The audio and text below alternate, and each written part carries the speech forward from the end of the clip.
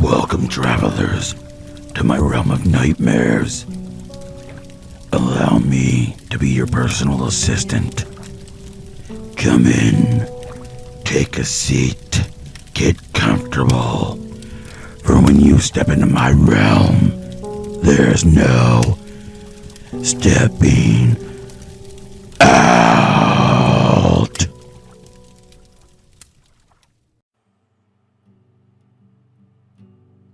There's something horribly wrong with my son. He's 6 months old, and his life started as normally as most children's. My wife and I were absolutely thrilled when we found out she was pregnant. We spent months designing and creating his bedroom. We went to parenting classes and invested in the best monitoring and safety equipment we could afford. Looking back, we probably went a little overboard, but he was our first child, and how could we not? We've been trying to conceive for 4 years, and had just about given up hope when he was conceived. My wife is very earthy.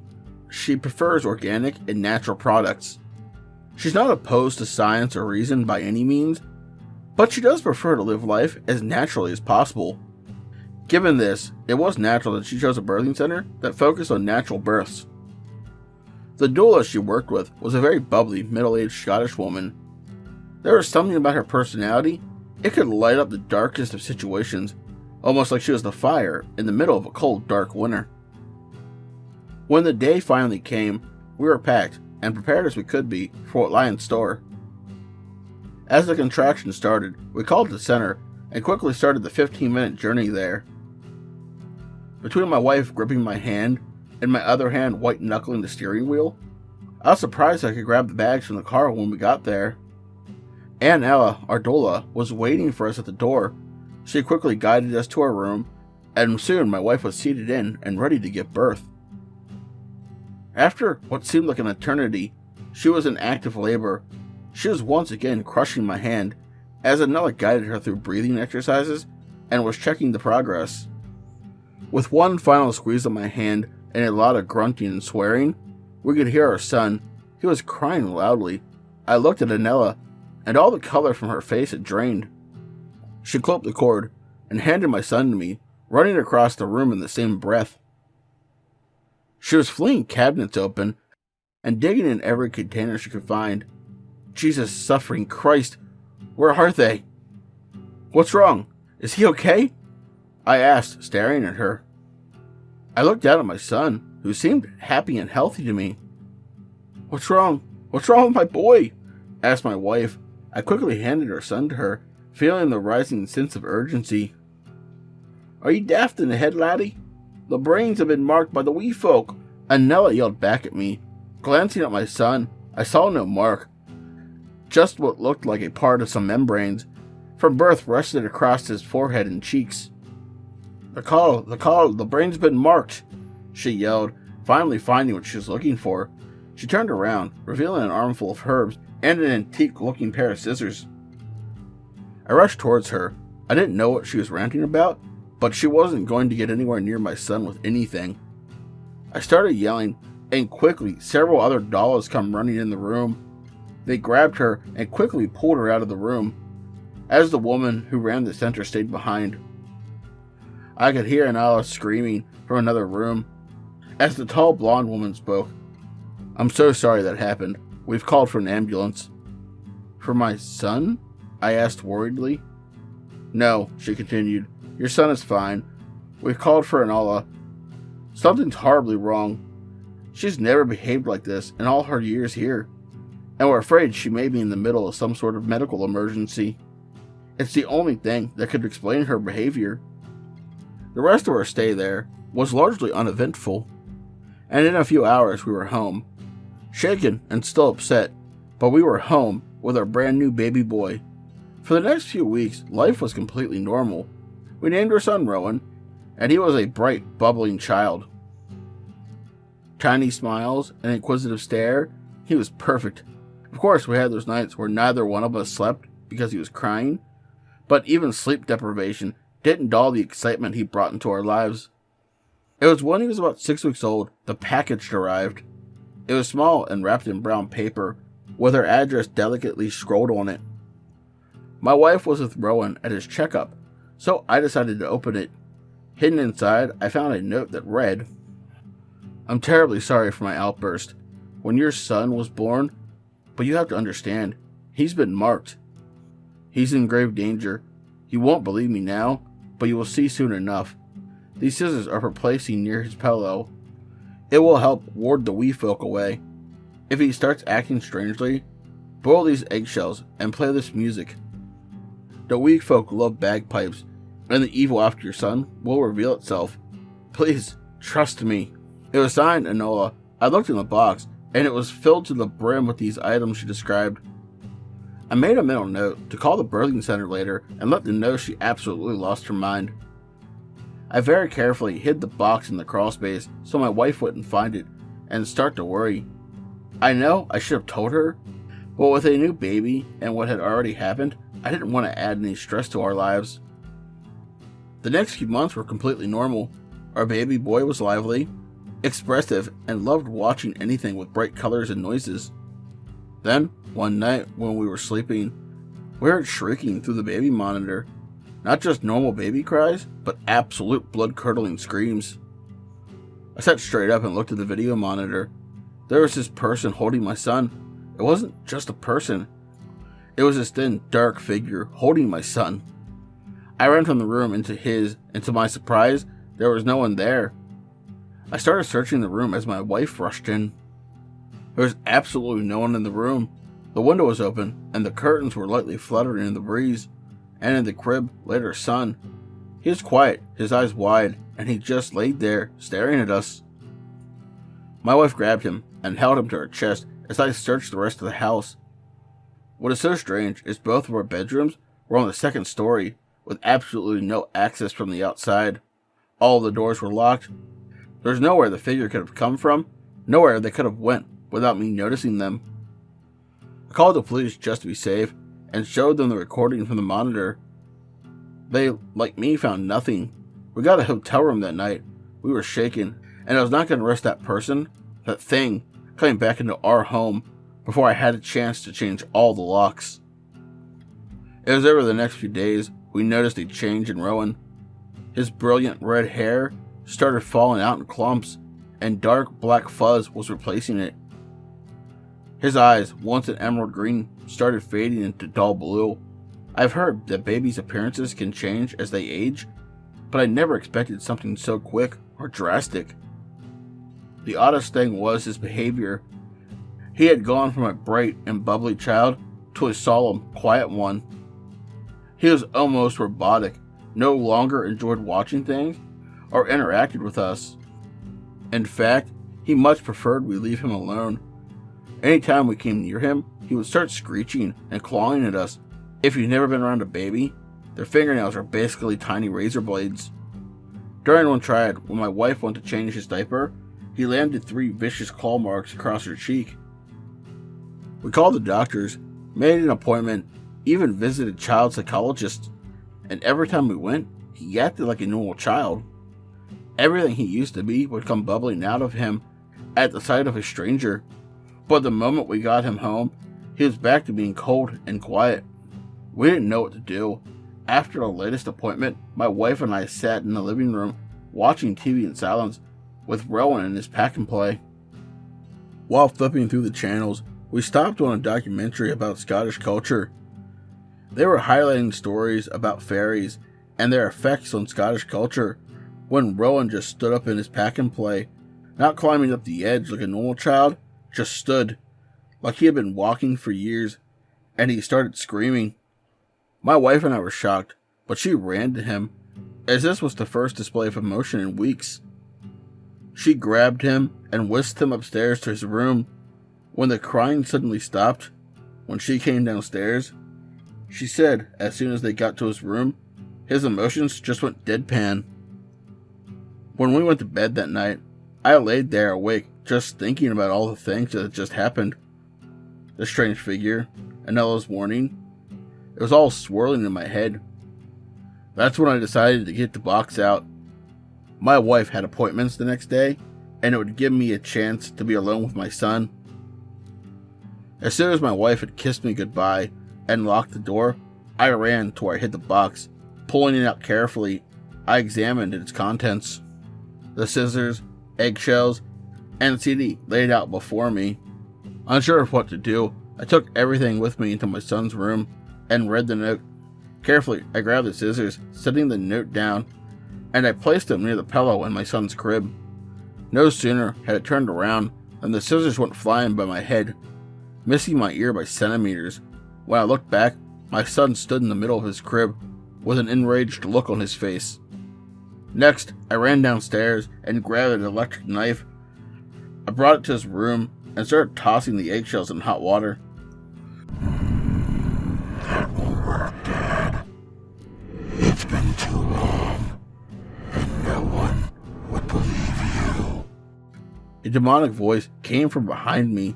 I looked, and my son was no longer in his crib, but standing right behind me.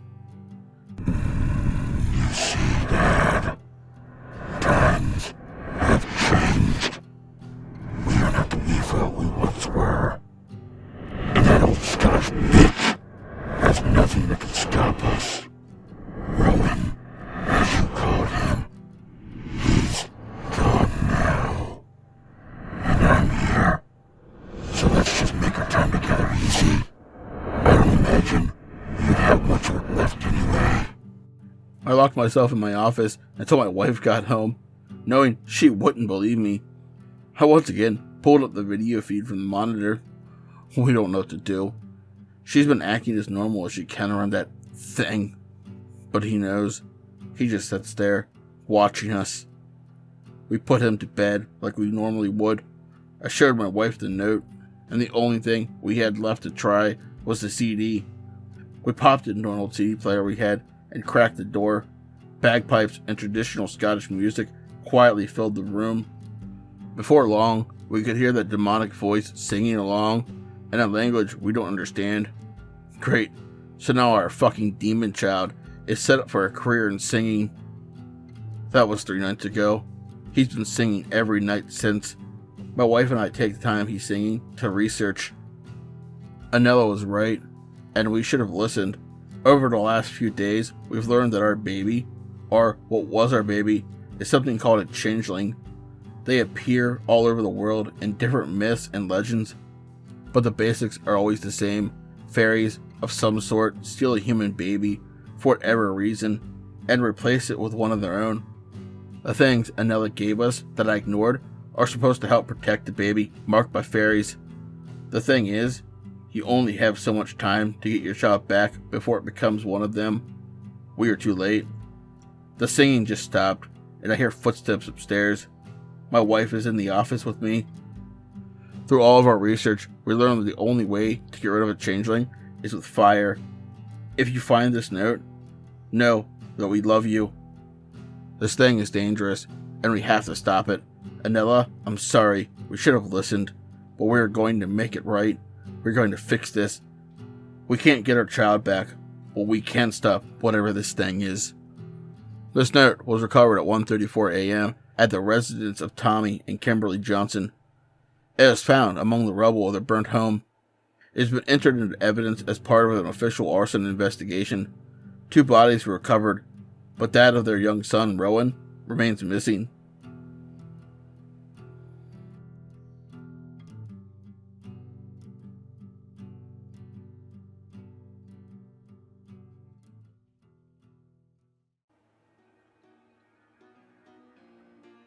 If the title doesn't explain it well enough, I'm going to give it a try here. I'm currently a seaman at a training command. For the sake of security, I won't reveal which, but it is a fairly large and well-known command. I've been here a few months, waiting for classes to start. FYI, I never listen to you recruiters. They don't have a shitting idea when you will graduate or go to the fleet. They told me I'd be in and out of training so fast I wouldn't even have time to unpack. I got here on Halloween, and it's now close to New Year's. Anyway, that's not why I'm writing this. There is something here, and not some whack job military experiment, something much older than that. Something terrifying. When you are in between classes and training, you live your life assigned to a duty section and a permanent watch, meaning you have assigned days anytime you work either cleaning or walking around the base, making sure no Marines get their heads stuck in the toilet, and the airmen have working air conditioning. My permanent watch is Mids Rover, meaning I get to walk my happy ass around base in the middle of the night with a partner.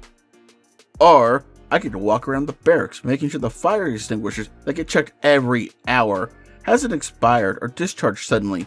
This is called Fire Watch. I first saw it when I was on a particularly dull fire watch. I had just checked the second floor extinguisher and emergency exit for the 5th time that night when I heard scratching. I looked up from my clipboard, thinking someone got shitty down at the base club and forgot that we had a front door. What I saw was not the drunken sailor I expected, but what looked like a hand. In the light from the escape, I could see it was long and thin, almost a mossy green color, with short, broken yellow nails. I watched, sure that our barracks is currently filling with carbon monoxide or some other gas that can make me hallucinate, when the door violently started rattling.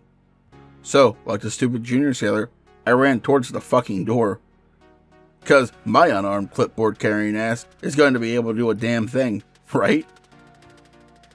A few steps from the door, I stopped, blood running colder than Neptune's tits at a blue nose ceremony. This thing, whatever the fuck this thing is, or was, is tall. Not just like, haha, I'm short so everything else seems tall, but tall enough it had to bend down to look into the small window on the fire escape door. It is green and wildly thin. Not just that, but its eyes glowed almost like 2 flashlights. When it saw me, it screamed the most earth-shattering scream I have ever heard. Its teeth were jagged and yellow, and it had 2 flaring slits for its nostrils. As I dropped my clipboard and fell to the floor, I could hear footsteps, and that's the last thing I remember. When I came to, I was in the senior chief's office with him and our lieutenant staring at me. Outside the office, it sounded like the whole night crew was shuffling around, trying to pretend they were busy.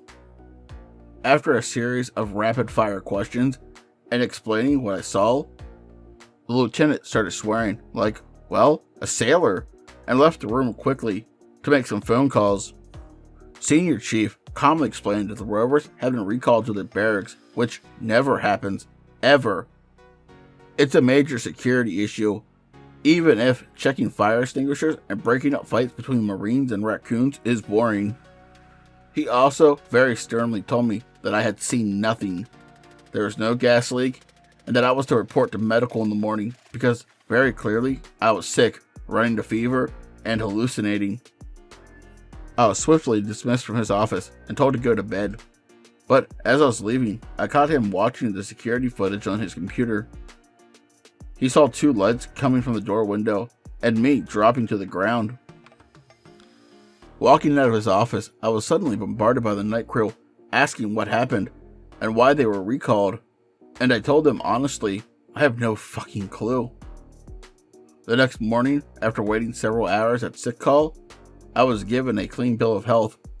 There was absolutely nothing wrong with me, no signs of illness, disease, or defect, which doesn't always mean much coming from Navy Medical. But at that point, I'd take anything that I could get. After I returned to the senior's office with my handy-dandy paperwork, I was once again sat down and told nothing happened. I was also being put on an external night rover team, meaning I would have a partner and would be checking the outdoor areas of the base. Fucking fantastic, right? See some sort of tall-ass green demon fucker, and I get stuck outside all night with it, a radio, a flashlight, and maybe a competent partner who wanted nothing more than to hang out at the female barracks smoke pit. That was about a week ago. I was just starting to forget about the demonic green bean and starting to feel comfortable in my new watch when shit changed. I woke up this afternoon to my roommate in a full panic. One of the new seaman recruits, fresh out of boot, had gone missing at some point between when I got off watch at 6 a.m. and when my roommate got out of their classes at 2 p.m. Poor kid probably didn't even get to wash the smell of fear and Libra 2000 out of his clothing before he went missing. The base was preparing searches of the beaches and doubling down on security and rovers. When I assumed my watch, we were given strict instructions to stay in pairs and radio in anything we found. If we found anything related to the missing sailor, we were not to touch anything and call it in immediately, while keeping everyone else away from what we found. How would we know it was related to the missing sailor? I had no fucking idea. But this is military, where logic doesn't matter and instructions aren't given to make sense. Our watch started off fairly normal. With double the personnel, it was much easier to cover ground and to not feel so alone. It sounds lame, but one of the largest bases in the country is creepy as fuck. Naturally, when there are only 2 people walking around outside. My partner and I took the path to the beach training area, while the other team started with the parking lots and classrooms. As we were walking to the beach, I hear this absolutely miserable, ear-racking screech. My partner did too, because they covered their ears as fast as I did. Our radio started screaming static, and we looked at each other, deciding what our next step should be. We could go forward and investigate, and find something we didn't want to, or potentially break up some super secret spy plot. My partner was absolutely convinced someone was jamming our radios, and we would be heroes if we could corner them. Not that anyone with that equipment would be unarmed, or would think twice about picking off 2 junior sailors. We could turn around, at least until our radios were working, and we could call for backup. But my partner was convinced that these expert spies he dreamed up would get away. Or we could split up. One of us go forward to investigate, and one go back to get help.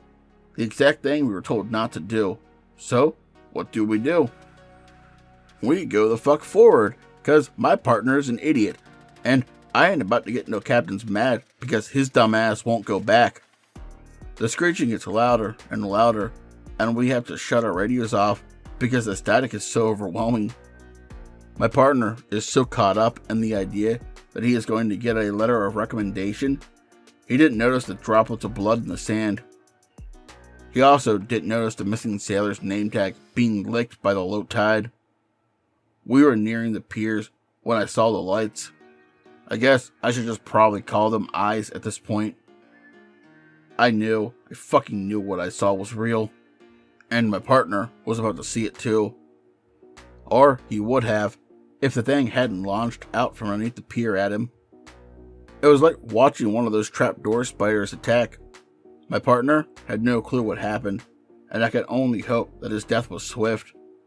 I watched as this thing flew at him at an inhuman speed. I heard his bones shatter on impact, and I heard it howl in delight as it ripped the skin from his face. I ran, running blindly, as fast as I could.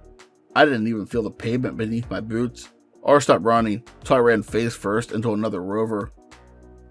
Sobbing, I grabbed the radio and told Senior it was bad, it was back, and he needed to get down there. Immediately, we were all recalled, and once again, I was in the office, this time surrounded by officers I had never met. They assured me they had a rescue team down in the area, and that once again, I was hallucinating and managed to abandon my rover partner. That didn't last long though. One of the officers, a rear admiral I think, got a phone call. He quickly turned as pale as I felt. I told Senior to mark the 2 sailors as AWOL. He wanted me detained and everyone to regroup at the main quarterdeck. I have been locked in this office for 2 hours. I don't know what's going to happen to me, and I don't know what happened to the other 2 sailors. But I do know a couple of things. One being your recruiter fucking lied. Given how all the senior enlisted and officers have acted about this, they fucking knew something was going on and covered it up. I think anyone who has been in here long enough knows that the dangers aren't sunken ships or unsung battles, but the thing that lurks by the water. Second, I know I'm not getting out of this mess. I didn't ask to be in it, and so I'm writing this down here. I was lucky I kept my phone hidden in my cargo pocket. I don't know if the other branches have this problem, but no, if you hear about a sailor going AWOL, it probably isn't what it seems.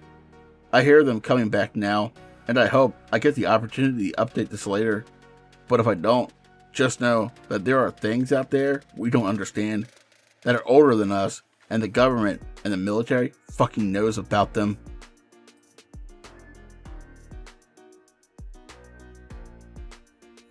Tonight's story is by Casey Were Alien. The first story was titled, He Sings at Night. The second story is titled, I'm in the Navy. Sailors are suddenly going missing on base, and my commander is covering it up. If you enjoyed these stories, chances are you'll enjoy the rest of her stories. The links to her Reddit, as well as all of her other social medias, will be in the description below. Please check her out, and tell her PA sent you. Hey, did you have merch? Well, I do. Crazy, right? And if you'd like to walk around representing my realm and gaining new travelers, the links to my merch store, as well as all of my other social medias, will be in the description below. As always, I'd like to say a special thank you to all my lovely Patreons.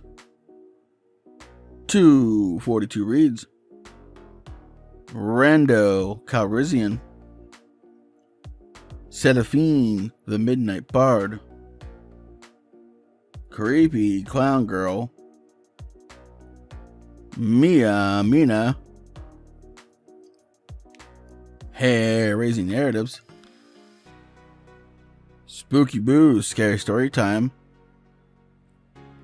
Lycan Trucker, and Pimp Demon. If you'd like to join these lovely travelers by light of my fire, you can do so by becoming a Patreon as well.